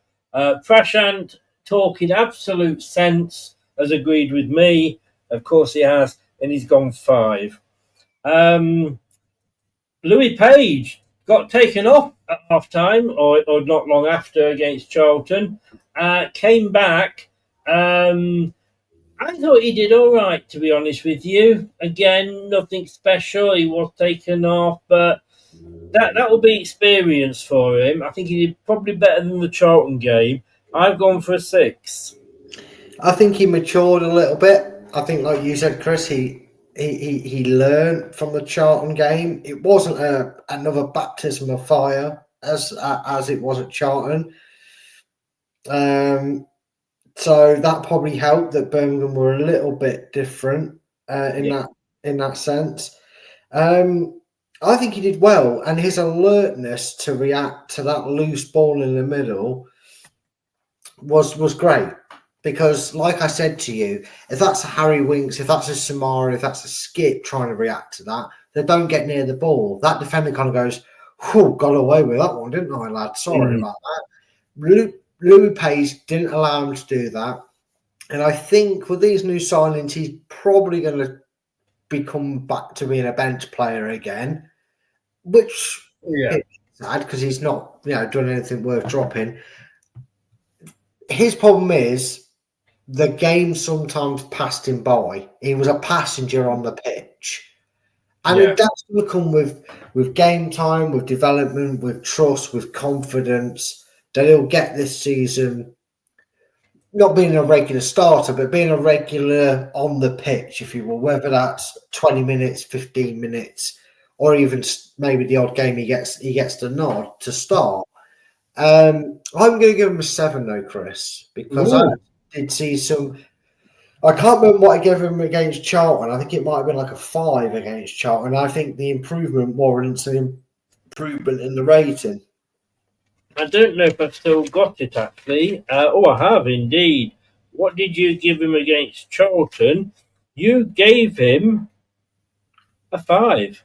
Yeah, and I think his improvement was a drastic improvement, in fact, because a lot of people, even after that game, were suggesting that maybe he's not good enough for the Championship. I say give him time, because I think I saw some aspects of his game which, if he gets confident in and has some fear taken out of him, because there is a bit of nerves and fear into it, and I get that, but I'm going to give him a 7, Chris. Well, your best friend, Mr. Jordan, gave him a 5. He picked up the loose ball for the goal, and while his pass to Fatu was not perfect, it was good enough to grab him an assist. His athleticism looks a big asset, and he used that well with his off-the-ball running and pressing. But his touch let him down too many times. I've done very well today. This is gonna go wrong now, but I've kept up quite well with the images. Fatawu, woo, woo, woo, woo, woo. My God, he was dancing at the end, wasn't he? I mean, he was really enjoying himself at the end. That's why we love him. That's why we love him, isn't it? Yes. That Yes. persona. Great goal. Caused trouble down that wing, as he always does. Sorry,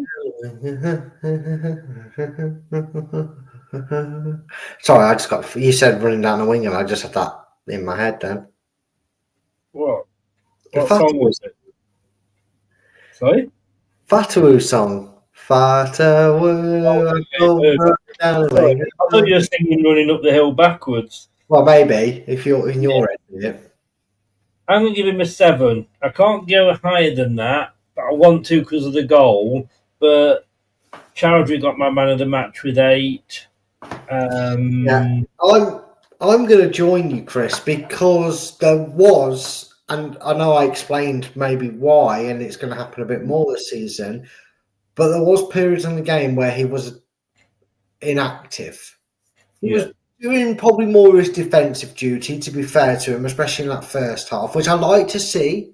I like to see it. I like to see a player that's committed to both ends of the pitch doing what's asked of him. I still think it's a rare breed to see. Mm-hmm. But I'm going to give him a 7 because we hold him up here. Let's face it, Chris. And I think he was good, but he was probably there on Friday. He wasn't quite at that.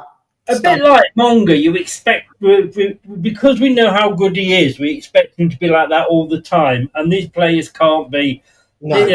They can't be up there all the time. Sometimes Monga, Fatawu, all of them just come down to there a little bit, don't they? You know. And like you said, Chris, some of the crosses and the goal himself, when he is up there, by God, is it fun to watch? It is. Got a 6 off Jordan. Oh, fuck off, Jordan. Go on, mate. He produced one excellent. Go watch the Egg Chasers and go and rate them. See how brave you are to give them 4 and 5. Yeah, that's true. He produced one excellent turn in the first half, and in general, he held the ball up well. He pressed with urgency too. There were still a few moments where he frustrated by not playing a pass soon enough. I have to say, Jordan, fucking brilliant. I've been saying that for ages. He holds on sometimes too often. He does. That's naivety, but that's also confidence in his own ability to do a bit more with it. But yeah, he does need to do that. But how can you give all that praise and then a 6? Do you understand why I don't like Jordan with his rating? No, I get that. Mavadidi, go on, you go first.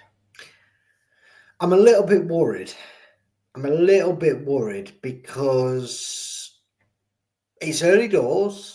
And I know Wayne made the point on the other show saying, oh, yeah, he's only had one good season. He is back in the division where he had that good season. Maybe it's still a little bit of lacking in confidence. Maybe it's still trying to shake off that last season still. A little bit like what I said with Winks, without the attitude, to be fair to him. Because he celebrated well with the goal.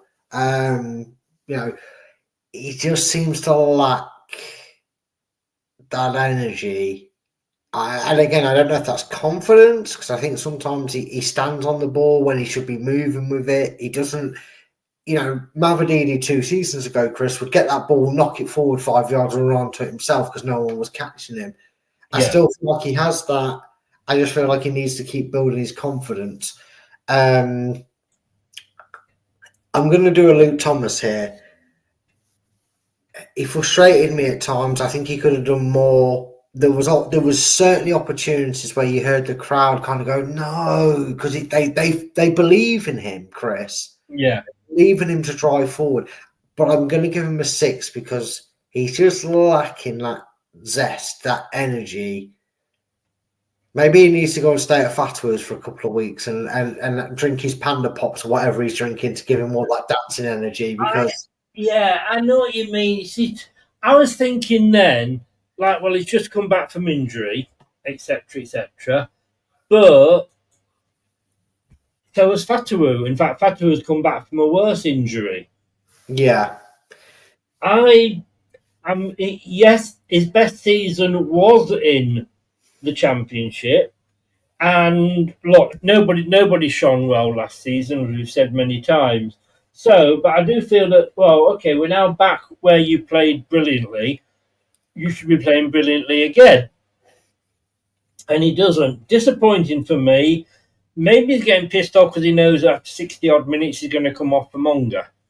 I don't know. But I can only give him a 5, I'm afraid. Yeah. It wasn't. He needs to still impress me and get back. I can't remember who said it on the post match, Chris.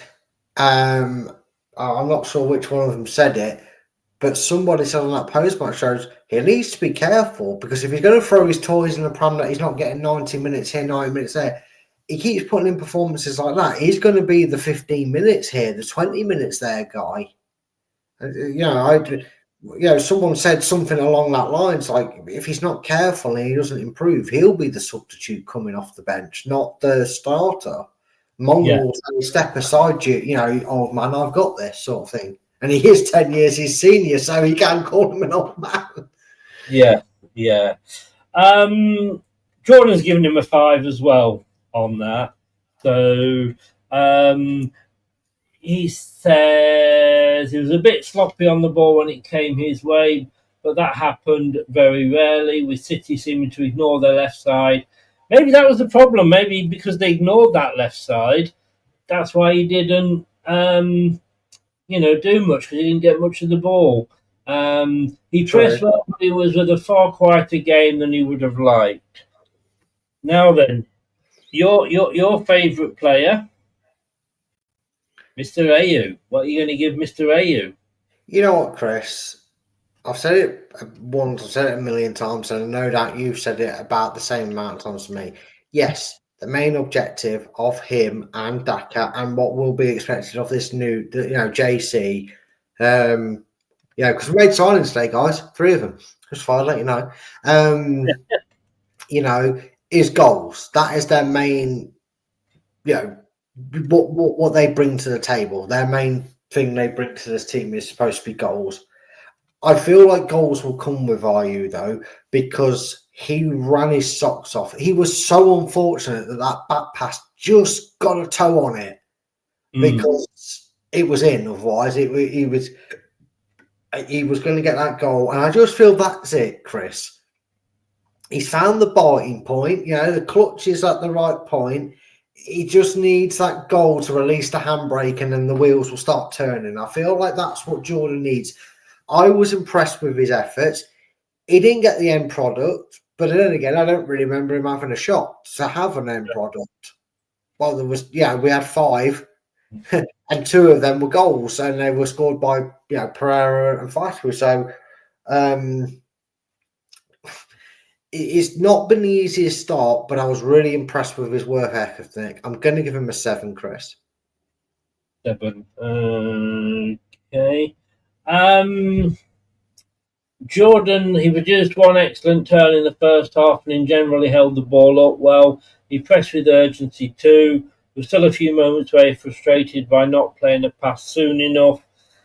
No, I'm gonna agree with you. He's given him a 6, sorry, Jordan, but I'm going to agree with you, a 7.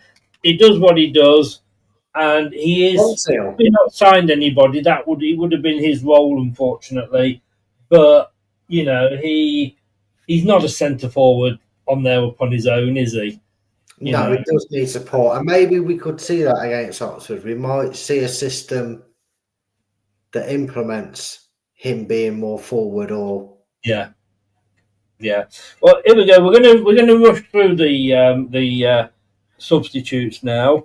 Daka got a 5 off Jordan. I'm actually going to give him.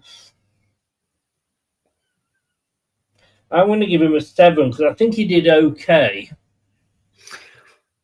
I'm going to agree with you. I think he caused chaos. I think he did well. Yeah. I think Cifuentes is trying to use Daka's pace in a better way, and it's working. I'm going 7, Chris. I agree. Ricardo got a 6. I thought he did all right when he came on, and he got himself up for a goal, which we knew he can do. I'm going to give Ricardo 7 as well.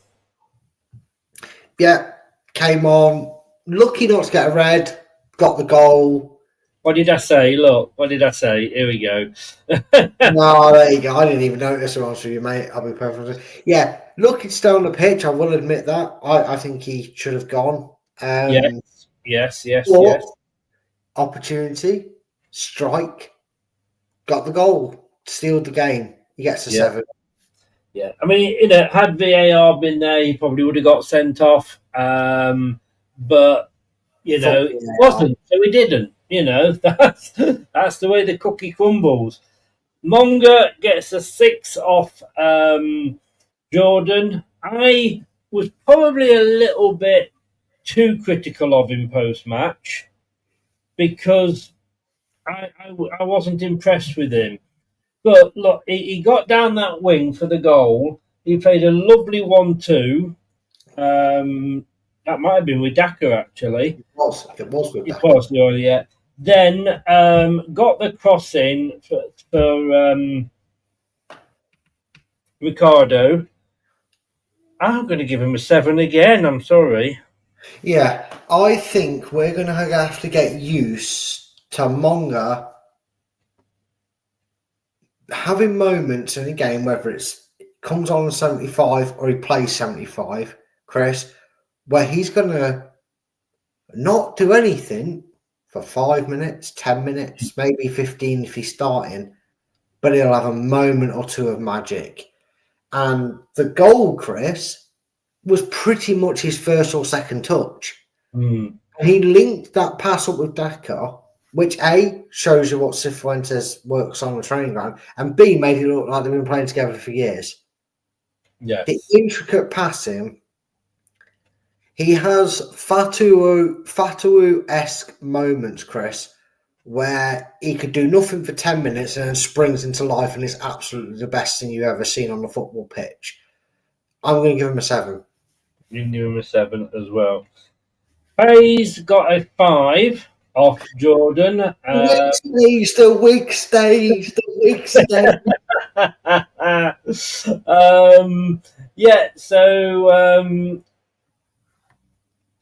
I'm going to give him a 5. He just wasn't on long enough. He was on for 10, 12 minutes. Couldn't really do much in that time. He shored the backup well, and that was it, really.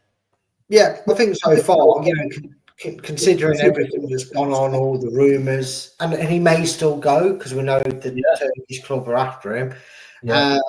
But right now, considering that, Cifuentes has trusted him to either come off the bench or start games. Yeah. Again, Chris, it's hard to just play that only played for 7 or 8 minutes. And for most of them, Birmingham were done. They were cooks. They weren't, Yes. He was solid. He helped keep a clean sheet. I've got to give him a 5. Yeah. No, that's fine. Now, very end, and we'll end with this.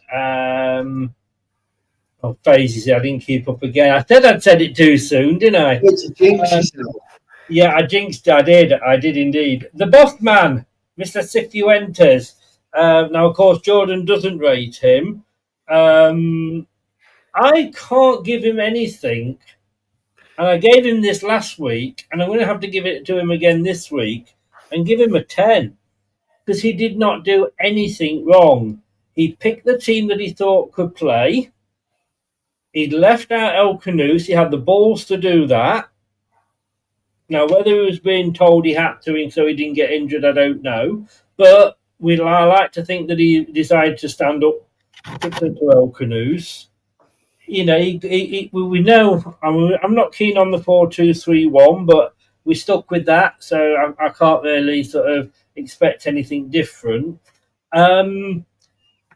He made the right subs. He didn't do one at half time, which he had done in the 2 previous league games. He said no, and he waited. He didn't bring Winks on, which he normally does. He only made the 4 substitutions. look, two of those substitutions, one got the assist and one got the second goal. What did this guy do wrong? Nothing. You know what, Chris? It's very, very rare we do that, and normally it sends there's shivers down our spines. But I 100% agree with everything you've just said there. Wow. Line up. What time? 1 minute 55 seconds into the show. Yeah, there you go. Finally, Chris, you get my blessing with things you say. Honestly, Chris, I think you've just summed it up perfectly. The starting lineup was the right starting lineup. The way we tried to shut Birmingham out was the right way to do the first half. The substitutions, time to perfection. The formation change, time to perfection. Most relaxed I have been for a while watching Leicester hold on to a 1-0 lead. Because in reality, Chris, they held on with ease. Yes. I'm going to agree with you, Chris. I'm going to give him a 10. Yeah. I think it's a perfect managerial job. Everything to a T. I don't think I felt threatened either. Plus, I didn't start a fight with you. I mean, we all said that, come on, a second goal would be nice. But yeah, again, didn't feel threatened at all. Brad, thank you very much, sir. It's been a pleasure as always, my friend. It has indeed. It has indeed. Stay on for a very quick 2 seconds because I need a poo, so I can't stay on long. But do stay on. Hey, sharing is caring. Do stay on for just a few minutes. If you are watching this, thanks for joining in. Thanks, Prashant, for your ratings as well. If you haven't liked the video, please do. If you're not subscribed, please do. And if you're watching this via your favourite podcast platform, thank you so much for lending me your ears. And all I can say is, as we always do on these shows, it's good night from me. And it's good night from him. Good night, everybody. Thanks for watching. These videos are tremendous. You'd better like them too, or I'll be back. This podcast is proud to be part of the TalkSport Fan Network. TalkSport. Powered by fans. That will conclude this evening's entertainment.